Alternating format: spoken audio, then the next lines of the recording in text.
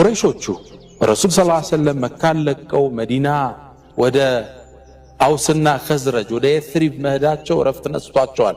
ምክንያቱም እነዛ ሰዎች የንግድ ሰዎች ናቸው፣ የጦርነት ሰዎች ናቸው፣ የጦር ሰዎች ናቸው። ስለዚህ ለነሱ አደጋ እንደሚደቅኑ አምነዋል። እንዴት መሐመድ አገሪቱ ላይ ሰላም ሆኖ ይሰደዳል ብለው ተበሳጭተዋል። ስለዚህ አንድን አዋጅ አወጁ። ረሱልን ሰለላሁ ዐለይሂ ወሰለም ተከትሎ የያዘ ሰው 100 ግመል እንሰጣለን። ይህ ሽልማት በታሪክ የለም፣ ትልቅ ሽልማት ነው። 100 ግመል ወደኛው ሀገር መልሱ 100 መኪና ማለት ነው። አንድን ሚሽን ፈጽማችሁ አንድን ጉዳይ 100 መኪና ስትሸለሙ ማለት ነው። ሁሉም ተሰማራ። ፈረሱን እያስነሳ ግመሉን እየጋለበ ሮጠ። በግሩፕ እየሆኑ ተሰማሩ። ሱራቀቱ ብኑ ማሊክ ረዲየላሁ ዐንሁ ኋላ ሰልሟል።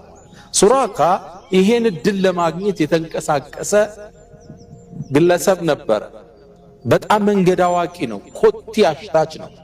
መልእክተኛው ምንም አይነት እቅድ ቢያወጡም እንደምንም ደረሰባቸው። ኮቲያቸውን አነፍንፎ መልእክተኛውና አቡበክር ስዲቅ እየሄዱ ከኋላ ሱራቃ ደረሰባቸው። አቡበክር ዞር ሲል ሱራቃ እየጋለበ እየመጣ ነው። የአላህ መልእክተኛ መጣብን እኮ ሰው አላቸው። ሲላቸው ነቢዩ ሰለላሁ ዐለይሂ ወሰለም ቃል ላ ተሕዘን ኢነላህ መዓና፣ አቡበክር ግዴን ለማተክዝ አላህ ከኛ ጋር ነው አሉት።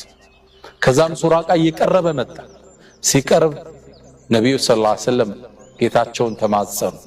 የሱራቃ ፈረሶች ኮቴያቸው ወደ መሬት ስር ሰረጸ፣ ገባ ወደ ውስጥ እየተሳበ መግባት ጀመረ።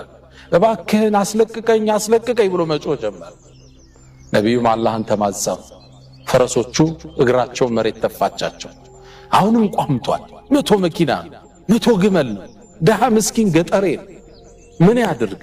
አሁንም ጓጓና እየሮጠ መምጣት ሲጀምር እንደገና መሬት እግሩን አሰመጠችው። ፈረሱ እየገባ ሲሄድ እባክህ አውጣኝ አድነኝ በቃ አልከተልም አለ።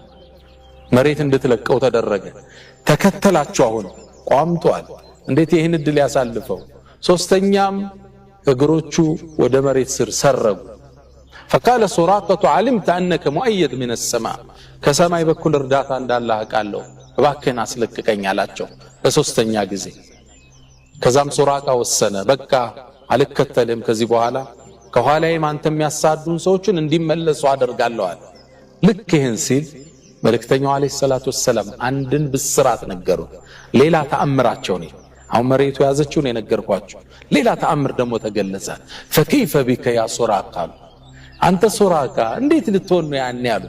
إذا لبست سوار كسرى ኪስራ የዓለሙ ትልቅ ንጉስ ነው። እነ ፋርስ ኪስራ ስንል ፉርስ አገር የሚገዛ ያ ማለት ኢራን፣ አፍጋኒስታን፣ ፓኪስታን በርካታ ሀገሮችን የሚገዛ የተከበረ ንጉስ ነው። ወርቁ ራሱ ዘውዱ ስለሚከብደው ከላይ እንጠለጠል ነበር፣ ከላይ ቁጭ አድርገዋል። ራሱን እንዳይከብደው ከወርቁ ክብደት ሰው የሚሰግድለት ነው ኪስራ ማለት። እዚህ ጋር የሚያጠልቃቸው የንጉስነት ማዕረግ ወርቆች አሉ። فكيف بك እንዴት ልትሆን ነው አሉ። የኪስራ የጃምባር የለበስክ ጊዜ አለ። ኪስራ ኢብኑ ሁርሙዝ አለ። ኪስራ የዓለሙ ትልቁ ንጉስ የሱን እኔ ለብስ አወናሉ። ሱራቃ አላመነም፣ ፈንደቀ። ግመሉን አዙሮ ፈረሱን አዙሮ እየጋለበ ተመለሰ። ሲመለስ ሌላ ግሩፕ ረሱልን ለማዝ ወደ ዛቅጣጫ እየመጣ ነው። እናንተ ሰዎች ይሄን አካባቢ ያላደረስኩት ቦታ የለም፣ ቦታ በማወቅ ከእናንተ ሁሉ በላይ መሆኔን ታውቃላችሁ። በዚህ መንገድ በቅቻችኋለሁ፣ በሌላ ተመለሱ አላቸው። እነሱም ፈረሳቸውን አዙረው ተመለሱ። ዘመናት ነጎዱ፣ ጊዜዎች ተሻገሩ። ረሱል ሰለላሁ ዐለይሂ ወሰለም ካለፉ በኋላ እንግዲህ ገና ወደ መዲና እየሄዱ ነው። መዲና ገና ለዓመታት ይቆያሉ፣ ወደ 11 ዓመት። ከዛ አቡበክር ተተክቷል ረዲየላሁ ዐንሁ። ከዛ ዑመር 10 ዓመት ገዝቷል። በዑመር ያገዛዝ ዘመን ሙስሊሞች የተለያዩ የዓለምን ሀገር መክፈት ጀመሩ በድል። ያኔ ኪስራን ሙስሊሞቹ ተቆጣጥረዋል።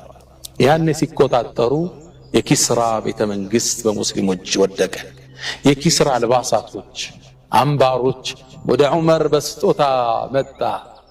ሰሃባው በተሰበሰበበት መሃል አይነ ሱራቀቱ ኢብኑ ማሊክ ተባለላቸዋል። ሱራቃ የት ነው ያለው ተባለ። ይህ ገበሬ ገጠሬ ወደ ዑመር ኢብኑ አልኸጣብ መጣ። አሳየው። ይሄን አምባር ታውቀዋለህ? አዎ የኪስራ ነው።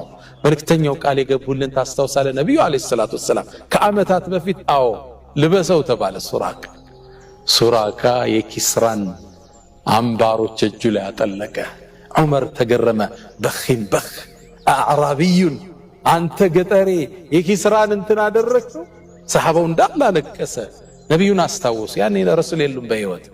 እንባቸው መጣ፣ ታወሳቸው፣ ተአምራታቸው ተገለጠ። ቃላቸውን ሲሆን አዩ፣ ማልቀስ ጀመሩ ሰሐባዎቹ።